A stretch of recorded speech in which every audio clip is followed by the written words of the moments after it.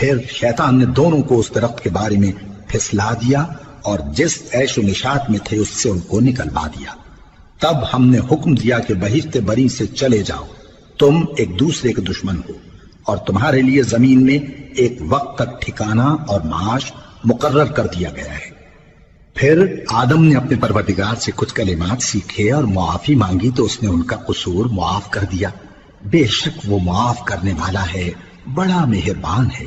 ہم نے فرمایا کہ تم سب یہاں سے اتر جاؤ، جب تمہارے پاس میری طرف سے ہدایت پہنچے تو اس کی پیروی کرنا، کہ جنہوں نے میری ہدایت کی پیروی کی ان کو نہ کچھ خوف ہوگا اور نہ وہ غمناک ہوں گے، اور جنہوں نے اس کو قبول نہ کیا اور ہماری آیتوں کو جھٹلایا وہ دوزخ میں جانے والے ہیں اور وہ ہمیشہ اس میں رہیں گے۔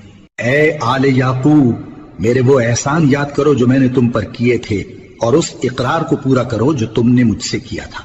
میں اس اقرار کو پورا کروں گا جو میں نے تم سے کیا تھا، اور مجھی سے ڈرتے رہو۔